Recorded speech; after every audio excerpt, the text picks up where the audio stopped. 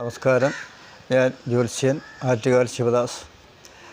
ശിവപാർവതി ജ്യോതിഷത്തിലേക്ക് എൻ്റെ എല്ലാ മാന്യ പ്രേക്ഷകർക്കും സ്വാഗതം. ഇന്ന് ഇവിടെ പറയുന്നത് കൊല്ലവർഷം 1200 ധനുമാസം 1 മുതൽ 29 വരെയും ഇംഗ്ലീഷ് വർഷം 2024 ഡിസംബർ 16 മുതൽ 2025 ജനുവരി 13 വരെയുള്ള നിങ്ങളുടെ ഒരു മാസത്തെ 27 നക്ഷത്രക്കാരുടെയും ചാരവശാലുള്ള ഫലമാണ് ഇവിടെ പറയുന്നത്. ആദ്യം തന്നെ ഒരു അപേക്ഷയുണ്ട്. ഈ ചാനൽ ആദ്യമായിട്ടാണ് കാണുന്നുവെങ്കിൽ സബ്സ്ക്രൈബ് ചെയ്ത് കാണണമെന്ന് വിനീതമായി അഭ്യർത്ഥിക്കുന്നു.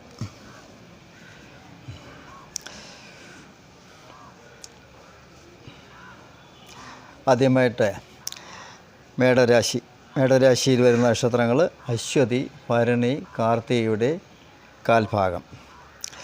നിങ്ങൾക്ക് സർവേശ്വരകാരകനായിട്ടുള്ള വ്യാഴം ധനസ്ഥാനത്ത് നിലകൊള്ളുന്നു.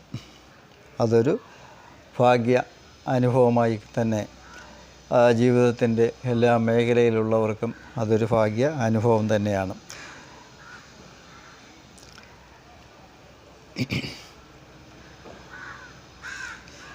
വിദ്യാർത്ഥികൾക്ക് വിദ്യാ വിജയം, എഴുത്ത് പരീക്ഷയിൽ വിജയം, ഉദ്യോഗലബ്ധി, യാത്ര ആഗ്രഹിക്കുന്ന ആൾക്കാർക്ക് അതുമായി ബന്ധപ്പെട്ടുള്ള ശുഭഫലം, പിന്നെ ക്രയവിക്രയങ്ങൾ, ഭൂമി സംബന്ധിച്ചുള്ള കാര്യങ്ങൾ, ഗൃഹനിർമ്മാണവുമായി ബന്ധപ്പെട്ടുള്ള കാര്യങ്ങൾ എന്ന് വേണ്ട ധനപരമായ പുരോഗതി ഒക്കെ തന്നെ കാണുന്നു.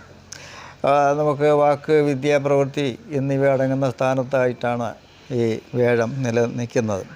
അപ്പോൾ അതുകൊണ്ട് തന്നെ നമുക്ക് എല്ലാവിധമായ ഐശ്വര്യവും ഉണ്ടാകുന്നതായിട്ട് വ്യാഴഗ്രഹം സൂചിപ്പിക്കുന്നു. അപ്പോൾ ദൈവാനുഗ്രഹം ഉണ്ട് എന്നർത്ഥം. ഇതൊക്കെ പറഞ്ഞു എങ്കിൽ തന്നെ ഈ മേടരാശിയെ സംബന്ധിച്ച് നിങ്ങൾക്ക് ഈ 12ാം ഭാവം അതിൽ രാഹു സഞ്ചരിച്ചുകൊണ്ടിരിക്കുന്ന ഒരു കാലഘട്ടമാണ്. അപ്പോൾ അതുമായി ബന്ധപ്പെട്ട് നാഗരാജപ്രീതി കൂടി ചെയ്യേണ്ടതാണ്.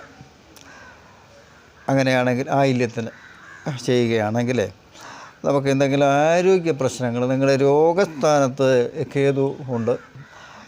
അപ്പോൾ രോഗം വരണമെന്നുള്ള അതല്ല, ഞരമ്പ് സംബന്ധിച്ചോ വയറ് സംബന്ധിച്ചോ എന്തെങ്കിലുമൊക്കെ ആരോഗ്യ പ്രശ്നങ്ങളുള്ളവർക്ക് നാഗരാജപ്രീതി കൂടി ചെയ്യുകയാണെങ്കിൽ നമുക്ക് ആ ദോഷം മാറ്റിയെടുക്കാൻ സാധിക്കും.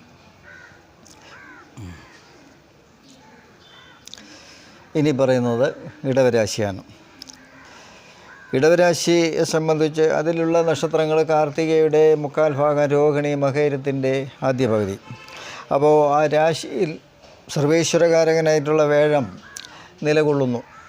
അപ്പോൾ എല്ലാവിധമായ ജീവിതത്തിൻ്റെ എല്ലാ മേഖലയിലുള്ള ആൾക്കാർക്കും അതൊരു ശുഭ അവസ്ഥ തന്നെയാണ്. സർവേശ്വരകാരകനായിട്ടുള്ള വ്യാഴം ആ രാശിയിൽ നിൽക്കുന്നത് ദൈവാനുഗ്രഹം ഉണ്ട് എന്നർത്ഥം. അപ്പോൾ ഭാഗ്യമായിട്ടുള്ള, അതായത് നമ്മൾ ആഗ്രഹിക്കുന്ന കാര്യങ്ങളെല്ലാം തന്നെ സഫലമായി വരും എന്ന് തന്നെയാണ് വ്യാഴം സൂചിപ്പിക്കുന്നത്. അപ്പോൾ ഇതൊക്കെ പറഞ്ഞു. എന്നിരുന്നാൽ തന്നെയും ഈ ചില ആരോഗ്യ പ്രശ്നങ്ങളും ഈ ഇടവരാശിയെ സംബന്ധിച്ച് കാണുന്നു. അത് മാതൃതുല്യരായവർക്ക് ആരോഗ്യ പ്രശ്നങ്ങൾ ഉണ്ടാകാൻ സാധ്യതയുണ്ട്. അപ്പോൾ അത് പരിഹരിക്കുന്നതിനായിക്കൊണ്ട് ശിവപ്രീതിയാണ് വേണ്ടത്. ഞായറാഴ്ചയോ തിങ്കളാഴ്ചയോ ശിവപ്രീതി ചെയ്യുക. പിന്നെ ഈ രാശിയിലോട്ട് ശനിയുടെ ബന്ധമുണ്ട്. അപ്പോൾ അതുകൂടി നമ്മൾ പരിഗണിക്കേണ്ടതായിട്ടുണ്ട്. അപ്പോൾ ശനിപ്രീതി കൂടി ചെയ്തു പോവുകയാണെങ്കിൽ ഇടവരാശിയെ സംബന്ധിച്ച് ദോഷങ്ങൾ ഉണ്ടെങ്കിൽ തന്നെ അത് പരിഹരിച്ച് പോകാനായിട്ട് സാധിക്കുമെന്നാണ് കാണുന്നത്. ഇനി പറയുന്നത് മിഥുനരാശിയാണ്. മിഥുനരാശിയിൽ വരുന്ന നക്ഷത്രങ്ങൾ മകയിരത്തിൻ്റെ അവസാന പകുതി, തിരുവാതിര, പുണർതം, മുക്കാൽ ഭാഗം. നിങ്ങൾക്ക് ദൈവാനുഗ്രഹം അല്പം മങ്ങിയിട്ടുണ്ട്. വ്യാഴം 12ലാണ്. അപ്പോൾ ഭയപ്പെടേണ്ട. അപ്പോൾ വേഴപ്രീതി ചെയ്തു പോകേണ്ടതാണ്. ജീവിതത്തിൻ്റെ എല്ലാ മേഖലയിലുള്ള ആൾക്കാർക്കും തിരുവാതിര, ഈ മിഥുനരാശിയിൽ വരുന്ന നക്ഷത്രക്കാർക്ക് അത്ര നല്ലതല്ല. അപ്പോൾ വ്യാഴാഴ്ച വിശേഷ പ്രാർത്ഥന നടത്തുക, ദൈവാനുഗ്രഹം നമ്മൾ അത് കൂട്ടുക, ദൈവാനുഗ്രഹം കൂട്ടുക. അപ്പോൾ അതിനായിക്കൊണ്ട് ഇഷ്ട വഴിപാടുകൾ വ്യാഴാഴ്ച ചെയ്യേണ്ടതാണ്. പിന്നെ സഹോദരമായിട്ടുള്ള സഹോദര തുല്യരായവരെ കൊണ്ടുള്ള ഗുണഫലങ്ങൾ അത് നമുക്ക് ഈ മാസം കിട്ടാനുള്ള യോഗം കാണുന്നു. പിന്നെ വാഹനമൊക്കെ ഓടിക്കുമ്പോൾ വാഹനം ഓടിക്കുമ്പോൾ പ്രത്യേകം ശ്രദ്ധിക്കണം എന്നുള്ളതാണ്. എല്ലാ പ്രവൃത്തികളും ശ്രദ്ധിക്കണം എന്ന് തന്നെയാണ്. നിങ്ങൾക്ക് ഈ പിന്നെ മിഥുന രാശിയെ സംബന്ധിച്ച് നേരത്തെ സഹോദര ഗുണം കിട്ടും എന്ന് ഞാൻ പറഞ്ഞു. എങ്കിൽ തന്നെയും രണ്ടാം ഭാവം വാക്ക് വിദ്യാ പ്രവൃത്തി അടങ്ങുന്നതായ രണ്ടാം ഭാവം അതിൽ ചൊവ്വ നിൽക്കുന്ന ഒരു കാലഘട്ടവും കൂടിയാണ്. അപ്പോൾ വാഹനമൊക്കെ ഓടിക്കുമ്പോൾ ഒന്ന് ശ്രദ്ധിക്കുന്നത് നന്നായിരിക്കും. ധനം നഷ്ടമുണ്ടാകരുത് നോക്കുന്നതും നന്നായിരിക്കും. പിന്നെ സന്താനങ്ങൾ അവരുടെ വിദ്യാഭ്യാസവുമായി ബന്ധപ്പെട്ടോ അങ്ങനെ ഏതെങ്കിലും തരത്തിൽ നമുക്കൊരു നിരാശയൊക്കെ അനുഭവത്തിൽ വരുന്നതായിട്ട് കാണുന്നു. അത് വേഴപ്രീതി ചെയ്യുമ്പോൾ അതങ്ങ് പരിഹരിച്ച് മുമ്പോട്ട് പോകാനായിട്ട് സാധിക്കും. ഇനി പറയുന്നത് കർക്കിടക രാശിയാണ്. കർക്കിടക രാശിയിൽ വരുന്ന നക്ഷത്രങ്ങൾ പുണർത്തിൻ്റെ അവസാന 15 നാഴിക, പൂയം, ആയില്യം. നിങ്ങൾക്ക് അവിഷ്ടസ്ഥാനമായ 11ാം ഭാവത്തിൽ വ്യാഴം നിലകൊള്ളുന്നു. അപ്പോൾ എല്ലാ മേഖലയിലുള്ള ആൾക്കാർക്കും തൊഴിൽ പുരോഗതി, ഭാഗ്യാനുഭവങ്ങൾ, മംഗളകരമായ കാര്യങ്ങൾ, യാത്രാ ഗുണം, വാഹനലബ്ധി, പിന്നെ ക്രയവിക്രയങ്ങൾ അങ്ങനെയുള്ള കാര്യങ്ങളൊക്കെ തന്നെ സഫലമാകും എന്ന് ഈ വ്യാഴഗ്രഹം സൂചിപ്പിക്കുന്നു. പിന്നെ അതുമായിട്ട് ബന്ധപ്പെട്ട് അപ്പോൾ ഇതൊക്കെ പറഞ്ഞുവെങ്കിലും നിങ്ങൾക്ക് ഈ കർക്കിടക രാശിയെ സംബന്ധിച്ച് അഷ്ടമത്തിൽ ശനി നിൽക്കുന്ന ഒരു കാലവും കൂടിയാണ്. അപ്പോൾ അതുകൂടി ഒന്ന് കണക്കിലെടുത്ത് വേണം പോകാൻ. ശനിയാഴ്ച ശനിപ്രീതിയൊക്കെ ചെയ്ത് പോയാൽ നമുക്ക് ദോഷങ്ങളില്ലാതെ കൂടുതലും ഗുണഫലങ്ങളാക്കി തന്നെ മാറ്റാൻ സാധിക്കുന്നതാണ്. നല്ല പരിശ്രമവും കൂടി വേണം എന്ന് തന്നെയാണ്. അതായത് ഈ ഗവൺമെൻറ് കാര്യങ്ങൾ അതിനായിക്കൊണ്ട് നല്ല പരിശ്രമം വേണം, എങ്കിലേ അത് ശരിയായി വരുമെന്ന് സൂര്യൻ സൂചിപ്പിക്കുന്നു. അപ്പോൾ അതിനായിക്കൊണ്ട് ശിവൻ്റെ അമ്പലത്തിൽ ഇഷ്ട വഴിപാടുകളൊക്കെ ചെയ്യാം. മറ്റു മതത്തിലുള്ളവരാണെങ്കിൽ ഞായറാഴ്ച വിശേഷ പ്രാർത്ഥനയൊക്കെ നടത്താം. അത് ഈ ഗവൺമെൻറ് തല കാര്യങ്ങൾ നടത്തിയെടുക്കുന്നതിനായിക്കൊണ്ടാണ് പറഞ്ഞത്. ഇനി അടുത്ത് പറയുന്നത് ചിങ്ങരാശിയാണ്. ചിങ്ങരാശിയിൽ വരുന്ന നക്ഷത്രങ്ങൾ മകം, പൂരം, ഉത്രം, കാല്. നിങ്ങൾക്ക് വ്യാഴം 10ലാണ്. അപ്പോൾ 10 വ്യാഴം നിന്നുകൊണ്ട് നമ്മൾ തൊഴിൽ രംഗം വളരെ ശ്രദ്ധിക്കണം, ജാഗ്രത വേണം കൃത്യനിഷ്ഠ വേണം എന്ന് അങ്ങനെയുള്ള കാര്യങ്ങളാണ് വ്യാഴം സൂചിപ്പിക്കുന്നത്. അപ്പോൾ കൃത്യനിഷ്ഠ വേണം. കൃത്യനിഷ്ഠ ഇപ്പോൾ കുറയുന്ന ഒരു അവസ്ഥയാണ്. നിങ്ങൾക്ക് കണ്ടകശനികാരം നിലവിലുള്ളതുകൊണ്ട് അതുമായി ബന്ധപ്പെട്ട് കൃത്യനിഷ്ഠ കുറയുന്ന ഒരു മാസവും കൂടിയാണ്. അപ്പോൾ അതുമായി ബന്ധപ്പെട്ട് പരിഹരിക്കുക, ഇതെല്ലാം മനസ്സിലാക്കി പോവുക എന്നുള്ളതാണ് വ്യാഴം പറയുന്നത്. അല്ലെങ്കിൽ തൊഴിൽ മാറ്റമോ അതുപോലെയുള്ള കാര്യങ്ങൾ ഉണ്ടാകാനുള്ള സാധ്യത ഈ വ്യാഴവും സൂചിപ്പിക്കുന്നു, ശനിയും സൂചിപ്പിക്കുന്നു. അപ്പോൾ 2 കാര്യങ്ങളും നമ്മൾ അറിഞ്ഞ് മുമ്പോട്ട് പോവുക. എന്താണ് അറിയേണ്ടതെന്ന് വെച്ചാൽ ചെയ്യുന്ന പ്രവൃത്തി ആത്മാർത്ഥമായിട്ട് ചെയ്യുക, കൃത്യനിഷ്ഠ പാലിക്കുക എന്നുള്ളതാണ് ഇതിൽ ഒന്നാമതായിട്ടുള്ളത്. അങ്ങനെയാണെങ്കിൽ കൂടുതൽ കുഴപ്പങ്ങൾ വരാനില്ല. ഇനി ഭാഗ്യവർദ്ധനമായിട്ട് അതിനായിക്കൊണ്ട് മഹാവിഷ്ണു പ്രീതികരമായ കാര്യങ്ങൾ ചെയ്യുക. പിന്നെ ശനി പ്രീതികരമായ കാര്യങ്ങൾ ശനിയാഴ്ച ചെയ്യുക. പിന്നെ തൊഴിൽ പുരോഗതി ഈ മാസത്തിൻ്റെ പകുതി, അതായത് ധനു 13-ന് ശേഷം തൊഴിൽ പുരോഗതിയൊക്കെ ഉണ്ടാകുന്നതായിട്ടും കാണുന്നു. ഇനി അടുത്ത് പറയുന്നത് കന്നിരാശിയാണ്. കന്നിരാശിയിൽ വരുന്ന നക്ഷത്രങ്ങൾ ഉത്തരത്തിൻ്റെ അവസാന 45 നാഴിക, അത്തം, ചിത്തിരയുടെ ആദ്യ പകുതി. നിങ്ങൾക്ക് 9ാം ഭാവം, അതായത് ഭാഗ്യസ്ഥാനം, സർവേശ്വരകാരകനായിട്ടുള്ള വ്യാഴം ഭാഗ്യസ്ഥാനത്ത് നിൽക്കുന്നു. അത് ജീവിതത്തിൻ്റെ എല്ലാ മേഖലയിലുള്ള ആൾക്കാർക്കും ശുഭഫലം തന്നെ ശ്രദ്ധിക്കുന്നു. ആഗ്രഹ സാഫല്യം ഉണ്ടാകും. ക്രയവിക്രയങ്ങൾ, പിന്നെ വിദേശയോഗം, വിവാഹാദി കാര്യങ്ങൾ, മംഗളകരമായ എല്ലാ കാര്യങ്ങളും, പിന്നെ വാഹനലബ്ധി, അങ്ങനെയുള്ള എല്ലാവിധമായ ഐശ്വര്യവും ഉണ്ടാകുന്നതായിട്ട് വ്യാഴഗ്രഹം സൂചിപ്പിക്കുന്നു.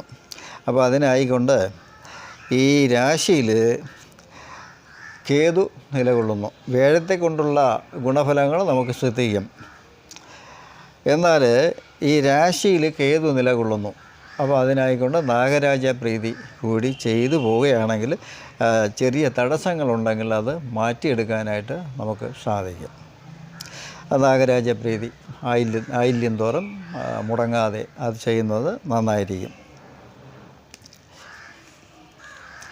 ഇനി അടുത്ത് പറയുന്നത് തുലാക്കൂറാണ്. തുലാക്കൂറിൽ വരുന്ന നക്ഷത്രങ്ങൾ ചിത്തിരയുടെ അവസാന പകുതി, ചോതി, വിശാഖം, മുക്കാൽ ഭാഗം. നിങ്ങൾക്ക് വ്യാഴം അഷ്ടമത്തിൽ മറഞ്ഞു. ഭയപ്പെടേണ്ട ആവശ്യമില്ല. ദൈവാനുഗ്രഹം വർദ്ധിപ്പിക്കണം. അഷ്ടമത്തിലെന്ന് പറയുമ്പോൾ ധനകാരകനും കൂടിയായ വ്യാഴമാണ് അഷ്ടമത്തിൽ മറഞ്ഞിരിക്കുന്നത്. ധനപരമായ കാര്യങ്ങൾ ശ്രദ്ധിക്കുക, കടബാധ്യത വരാതെ നോക്കുക എന്ന അങ്ങനെയുള്ള കാര്യങ്ങളാണ് കൂടുതൽ വ്യാഴഗ്രഹം സൂചിപ്പിക്കുന്നത്. അത് മനസ്സിലാക്കി മുമ്പോട്ട് പോവുക. വ്യാഴാഴ്ച മഹാവിഷ്ണു പ്രീതികരമായ കാര്യങ്ങൾ ചെയ്ത് പോവുക.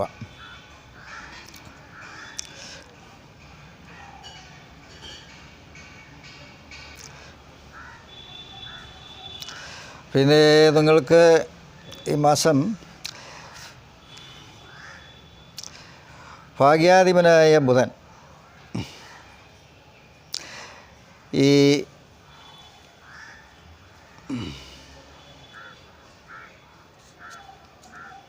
കമ്മ്യൂണിക്കേഷൻ സ്ഥാനത്തോട്ട് പോകുന്നുണ്ട്.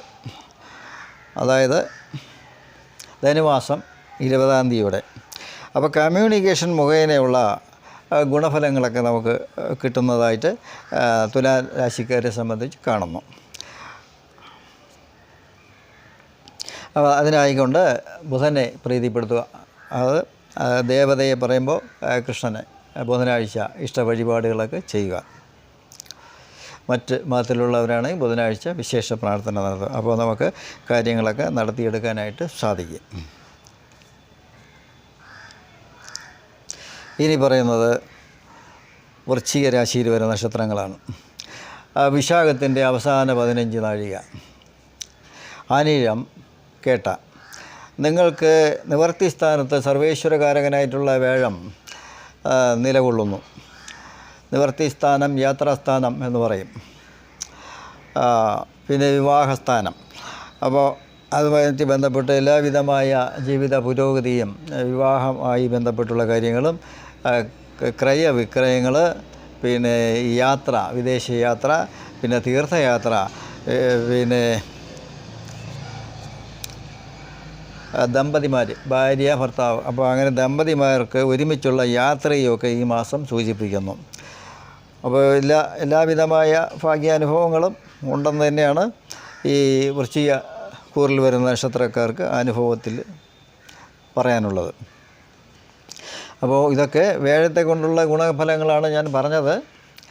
ഇനി മറ്റൊന്ന് നമ്മൾ ശ്രദ്ധിക്കേണ്ടതായിട്ടുണ്ട്. അതായത് ഈ വൃശ്ചിക രാശിക്കാർക്ക് നിലവിൽ കണ്ടകശനികാലമുണ്ട്. അത് നമ്മൾ മറക്കരുത്. എന്തെങ്കിലും ആരോഗ്യ പ്രശ്നങ്ങൾ ഇടയ്ക്ക് തലപൊക്കുന്നുവെങ്കിൽ മതിയായ ചികിത്സ ചെയ്യേണ്ടതാണ്. ഭയപ്പെടേണ്ട ആവശ്യമില്ല. നല്ല ട്രീറ്റ്മെൻറ്റൊക്കെ കിട്ടും എന്ന് തന്നെയാണ് കാണുന്നത്. ശനിയാഴ്ച ഇഷ്ട വഴിപാടുകളൊക്കെ ചെയ്യുക. ഇനി പറയുന്നത് ധനുരാശിയാണ്.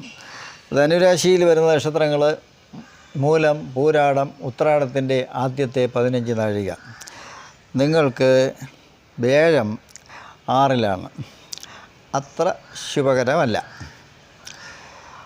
വ്യാഴം 6-ൽ നിന്നാൽ ജ്യോതിഷ ഭാഷയിൽ പറയുന്നത് രോഗം, ശത്രു, കടം എന്നാണ് പറയുന്നത്. ഇതൊക്കെ ഉണ്ടാവണമെന്ന് നിർബന്ധമില്ല.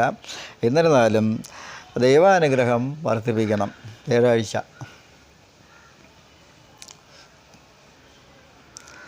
പിന്നെ മറ്റ് ഗ്രഹങ്ങളുടെ സൂര്യൻ്റെ സ്ഥിതി ഒക്കെ വെച്ചിട്ട് തൊഴിൽ വിജയം ഒക്കെ കാണുന്നുണ്ട്. തൊഴിൽ വിജയം, ധനലാഭം ഒക്കെ ഈ മാസം കാണുന്നുണ്ട് ധനുരാശിക്കാർക്ക്. പിന്നെ ധനു മാസം 20-ന് ശേഷം നിങ്ങളുടെ നിവർത്തി സ്ഥാനപതിയായിട്ടുള്ള ബുധൻ 7-ാം ഭാവം അതായത് ബുധൻ ആ രാശിയിൽ പ്രവേശിക്കുന്നു. അപ്പോൾ ജീവിത പങ്കാളിയുമായിട്ടൊക്കെയുള്ള യാത്രയുമൊക്കെ ഉല്ലാസമായിട്ടുള്ള യാത്രയുമൊക്കെ ചെയ്യാൻ പറ്റും എന്ന് തന്നെയാണ് ഈ ധനുരാശിയെ സംബന്ധിച്ച് പറയാനുള്ളത്. കൂടുതലും ദോഷങ്ങളില്ല. വേഴം മറഞ്ഞു നിൽക്കുന്നു, ദൈവാനുഗ്രഹം വർദ്ധിപ്പിക്കുക എന്ന് മാത്രമാണ് ഉള്ളത്. ഇനി പറയാനുള്ളത് മകരരാശിയാണ്. മകരരാശിയിൽ വരുന്ന നക്ഷത്രങ്ങൾ ഉത്രാടത്തിൻ്റെ 1/4 ഭാഗം, തിരുവോണം, അവിട്ടത്തിൻ്റെ ആദ്യ പകുതി. നിങ്ങൾക്ക് 5-ാം ഇടത്ത് വേഴം നിൽക്കുന്നു. 5 സന്താനഭാവം എന്ന് പറയും പ്രധാനമായിട്ട്. നമ്മുടെ ആഗ്രഹസ്ഥാനം, മനസ്സിൻ്റെ സ്ഥാനം, നമ്മൾ ആഗ്രഹിക്കുന്ന കാര്യങ്ങളൊക്കെ സഫലമാകും എന്ന് തന്നെയാണ് വേഴം സൂചിപ്പിക്കുന്നത്. കുട്ടികൾ ഇല്ലാതിരിക്കുന്ന ദമ്പതിമാർക്ക് സന്താനഭാഗ്യം ട്രീറ്റ്മെൻറ്റിലൂടെയൊക്കെ കിട്ടുന്നതായിട്ടുമൊക്കെ ആ വേഴഗ്രഹം സൂചിപ്പിക്കുന്നു.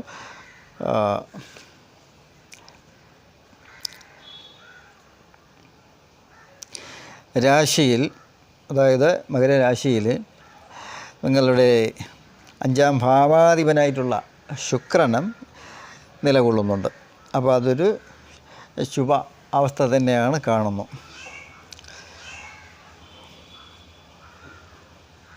എല്ലാവിധമായ ഉയർച്ചയും ഉണ്ടാകും എന്നാണ് ഈ മകരരാശിയെ സംബന്ധിച്ച് കാണുന്നത്. അപ്പോൾ വേഴത്തെ കൊണ്ടും ശുക്രനെ കൊണ്ടുമൊക്കെ നമുക്ക് ഗുണഫലങ്ങൾ മകരരാശിക്കാർക്കുണ്ട്. എന്നാൽ ഈ സൂര്യൻ്റെ സ്ഥിതി 12-ലാണ്. അപ്പോൾ ഗവൺമെൻറ് തല കാര്യങ്ങൾ തടസ്സങ്ങൾ വരും. ആവർത്തിച്ച് പരിശ്രമിക്കേണ്ടതായിട്ട് വരുന്നുണ്ട്. ആ പരിശ്രമിച്ചാൽ മാത്രമേ നമുക്ക് ഗവൺമെൻറ് തല കാര്യങ്ങൾ നടത്തിയെടുക്കാൻ പറ്റൂ. ഇനി മറ്റൊരവസ്ഥ, നിങ്ങൾക്ക് ഈ 2-ാം ഇടത്ത് ശനി നിൽക്കുന്നുണ്ട്. നേരത്തെ ഈ വേഴത്തെ കൊണ്ടും ശുക്രനെ കൊണ്ടുമൊക്കെ ഗുണഫലങ്ങൾ പറഞ്ഞുവെങ്കിലും ഈ ശനി വാക്ക്, വിദ്യ, പ്രവൃത്തി എന്നിവ അടങ്ങുന്ന സ്ഥാനത്ത് ശനി നിൽക്കുന്നതുകൊണ്ട് ഏത് കാര്യം ചെയ്യുമ്പോഴും നമ്മൾ ആലോചിച്ച് വേണം ചെയ്യാൻ. എഴുത്തുകുത്ത് സംബന്ധമായിട്ടൊക്കെ ഉള്ള കാര്യങ്ങൾ, ഈ സൈന് ഒപ്പൊക്കെ ഇടുമ്പോൾ ശ്രദ്ധിക്കണം. എല്ലാം വായിച്ച് നോക്കി വേണം ചെയ്യാൻ. അല്ലെങ്കിൽ ഈ അക്ഷരത്തെറ്റ് വരാനോ തെറ്റുകൾ വരാനോ ഒക്കെ സാധ്യതയുണ്ട്. ആലോചിച്ച് വേണം ഓരോന്നും ചെയ്യാൻ. എടുത്തു ചാടി ഒന്നും ചെയ്യരുത് എന്നാണ് പറയുന്നത്. അപ്പോൾ ഈ തടസ്സങ്ങൾ മാറാനായിട്ട് ശനിപ്രീതിയാണ് ചെയ്യേണ്ടത്. ഇനി പറയുന്നത് കുംഭരാശിയാണ്. കുംഭരാശിയിൽ വരുന്ന നക്ഷത്രങ്ങൾ അവിട്ടത്തിൻ്റെ അവസാന പകുതി, ചതയം, പൂരുരുട്ടാതി, 1/4 ഭാഗം. നിങ്ങൾക്ക് വേഴം സുഖസ്ഥാനത്തുണ്ട്. സുഖം സ്ഥാനം, അതായത് 4-ാം ഭാവം, പാകനസ്ഥാനം, മാതൃസ്ഥാനം, കൂട്ടുകാരുടെ സ്ഥാനം എന്ന് പറയും. അപ്പോൾ അവിടെ വേഴമുണ്ട്. ഗുണദോഷ സമ്മിശ്രമായിട്ട് നമുക്ക് ഈ മാസം കടന്നു പോകാനായിട്ട് കുംഭരാശിക്കാർക്ക് പറ്റത്തുള്ളൂ. ഈ രാശിയിൽ ശനി നിൽക്കുന്നുണ്ട്. ജന്മശനി കാലം എന്ന് പറയും. അപ്പോൾ അതും ഒരു വിഷയമാണ്. ആരോഗ്യ സംബന്ധിച്ചുള്ള കാര്യങ്ങളൊക്കെ ഉണ്ടെങ്കിൽ കാലതാമസം കൂടാതെ ട്രീറ്റ്മെൻറ്റ് തേടേണ്ടതാണ്. നല്ല ചികിത്സയൊക്കെ കിട്ടുമെന്ന് തന്നെയാണ് കാണുന്നത്. ആ വേഴത്തിൻ്റെ കേന്ദ്രത്തിലുള്ള നിൽപ്പ് ശുഭഫലം തന്നെ നമുക്ക് ശ്രദ്ധിക്കാം. ഇനി അത് അടുത്ത് ഈ നിങ്ങളുടെ ഈ 2-ാം ഇടത്ത് രാഹു നിൽക്കുന്നുണ്ട്. അഷ്ടമത്തിൽ കേതു. അപ്പോൾ ആരോഗ്യ സംബന്ധിച്ചുള്ള വിഷയങ്ങൾ സൂചിപ്പിക്കുന്നു. ഇടുപ്പ് സംബന്ധിച്ചോ ഞരമ്പ് സംബന്ധിച്ചോ ഒക്കെയുള്ള അസുഖങ്ങളൊക്കെ ഉണ്ടാവാം.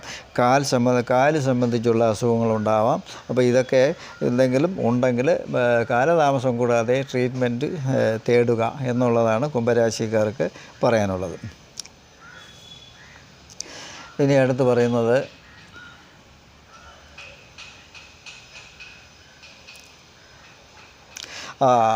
കുംഭരാശിക്കാർക്ക് മറ്റൊരു കാര്യം കൂടി പറയാനുണ്ട്. അതായത് നിങ്ങൾ ഈ കാര്യങ്ങളൊക്കെ പറഞ്ഞുവെങ്കിലും നിങ്ങളുടെ നിവർത്തി സ്ഥാനപതിയായിട്ടുള്ള സൂര്യൻ അവിഷ്ടസ്ഥാനത്ത് നിൽക്കുന്നു. നേരത്തെ നമ്മൾ പരിശ്രമിച്ചിട്ട് നടക്കാതിരുന്ന ഗവൺമെൻറ് തല കാര്യങ്ങളാണ്, നിയമപരമായ കാര്യങ്ങളാണ്. അപ്പോൾ അതെല്ലാം അനുകൂലമായി വരുന്നതായിട്ട് ഈ മാസം സൂചിപ്പിക്കുന്നു. ഇനി അടുത്ത് പറയുന്നത് മീനരാശിയാണ്. മീനരാശിയിൽ വരുന്ന നക്ഷത്രങ്ങൾ പൂരുരുട്ടാതിയുടെ അവസാന കാൽഭാഗം, ഉത്രട്ടാതി, രേവതി. നിങ്ങൾക്ക് വേഴം 3-ലാണ്. അതത്ര ശുഭകരമല്ല. എന്നാൽ കമ്മ്യൂണിക്കേഷൻ വഴി ചില പുരോഗതികൾ നമുക്കുണ്ടാകാം.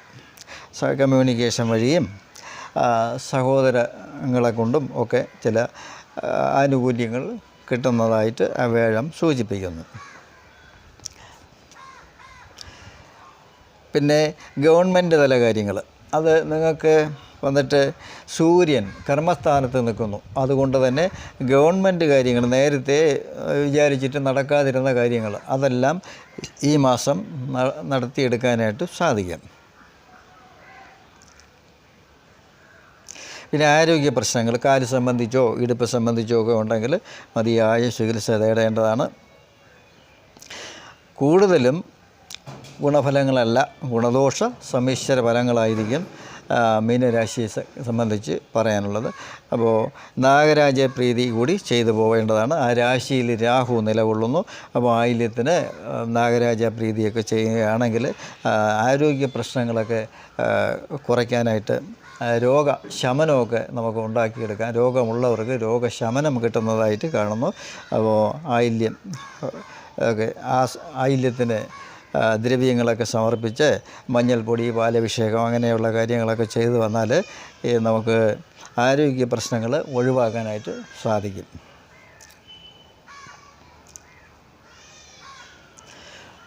അപ്പോൾ ഈ 12 രാശിയിൽപ്പെട്ട 27 നക്ഷത്രക്കാരുടെയും കാര്യങ്ങളാണ് ഞാനിവിടെ പറഞ്ഞത്.